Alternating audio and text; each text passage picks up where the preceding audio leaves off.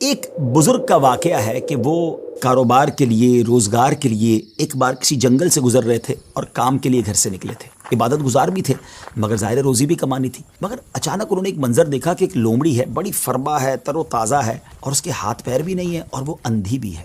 اب حیران ہو گئے کہ اس کے پاس تو نہ ہاتھ پیر ہیں، نہ آنکھیں ہیں، نہ دیکھ سکتی ہے، نہ چل پھر سکتی ہے، تو یہ کھاتی کیسے؟ اس کے کھانے کا انتظام کیسے ہوتا ہوگا؟ اسی شش و پنج میں تھے. آپ بیٹھ گئے. اچانک آپ نے دیکھا کہ زمین شک ہوئی اور 2 پیالے نکلے، ایک شہد کا اور ایک دودھ کا.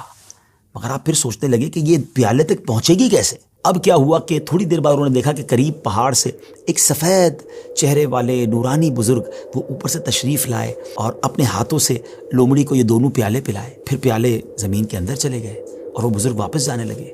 تو یہ جو عبادت گزار شخص تھے، بزرگ تھے، یہ دوڑے اور جا کر ان کا دامن تھام لیا کہ حضور آپ تعارف تو کروائیں، آپ کون ہیں اور آپ کیوں یہ آئے تھے اس لومڑی کو یہ کھانا کھلانے؟ تو انہوں نے کہا کہ میں اللہ کے فرشتوں میں سے ایک فرشتہ ہوں اور میری ایک ڈیوٹی ہے کہ میں صبح و شام یہاں پر آؤں اور اس لومڑی کو اپنے ہاتھوں سے جو غذا ہے وہ کھلاؤں. ان بزرگ کی تو جس کو کہنا کہ طبیعت ہی چینج ہو گئی کہ جو رب اس لومڑی کو اس حالت میں بھی روزانہ رزق دے سکتا ہے تو وہ تو مجھے بھی رزق دے گا. مجھے کیا ضرورت ہے کام کاج کے لیے تکلیف اٹھانے کی؟ آپ جنگل میں چلے گئے اور اللہ کی عبادت میں مصروف ہو گئے. کئی دن عبادت کی، 7 دن ہو گئے مگر کچھ کھانے کو نہ ملا. بھوک سے برا حال ہو گیا. اللہ کی بارگاہ میں فریاد کی، میرے مالک مجھے بھی تو کوئی لقمہ غذا عطا فرما. اب بھوک برداشت کرنے کی طاقت نہیں ہے، یا میری روح قبض کر لے. اللہ کی طرف سے یہ ارشاد ہوا، یہ پیغام ملا کہ اے میرے بندے اپنے ہاتھ سے کماؤ، کسب حلال کرنا ہے، کوشش کرنی ہے، خود بھی کماؤ اور محتاجوں کو بھی کھلاؤ. جب اللہ کریم کی طرف سے یہ حکم ملا تو پھر ان بزرگ نے کیا کیا؟ پہاڑ سے اتر گئے اور پھر اب طلب معاش میں اپنے کام میں لگ گئے، کمانے لگے. آدھا خود کھاتے، آدھا محتاجوں میں تقسیم کرتے.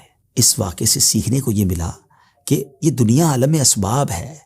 توکل یہ نہیں ہے کہ بندہ گھر میں بیٹھ جائے کہ بس اللہ روزی دے گا. یقیناً رب روزی دینے والا ہے، مگر اسی نے اس دنیا میں اسباب بنائے ہیں اور ہمیں اپنے ہاتھ سے کام کرنے کا بھی حکم دیا گیا ہے. تو کوشش کرنی ہے. ہاں، کوشش کر کے جو اسباب اختیار کیے اسی کو سب کچھ نہ سمجھیں کہ چونکہ میری دکان ہے اس لیے مجھے رزق ملتا ہے. نہیں، رزق جو ہے وہ رب عز و جل ہی عطا فرمانے والا ہے. رازق وہی ہے، بھروسہ اس پر ہو، اسباب پر نہیں. لیکن توکل کو اس طرح نہ سمجھے کوئی کہ جناب اب کچھ کرنے کی ضرورت نہیں ہے. ایک بار ایک صحابی رسول نبی پاک علیہ الصلوۃ والسلام کی بارگاہ میں آئے اور عرض کی کہ حضور میرے ساتھ اونٹ بھی ہے، کیا میں اس کو باندھ کر اللہ پر بھروسہ کروں یا ایسے ہی چھوڑ کر رب پر توکل کروں؟ تو نبی پاک علیہ الصلوۃ والسلام نے بڑا کمال کا ارشاد فرمایا کہ پہلے اس کو باندھو اور پھر رب پر بھروسہ کرو. تو ناظرین، ایکچول تعریف توکل کی یہ ہے کہ ہمیں اسباب اختیار کرنے ہیں مگر خالق اسباب پر بھروسہ کرنا ہے.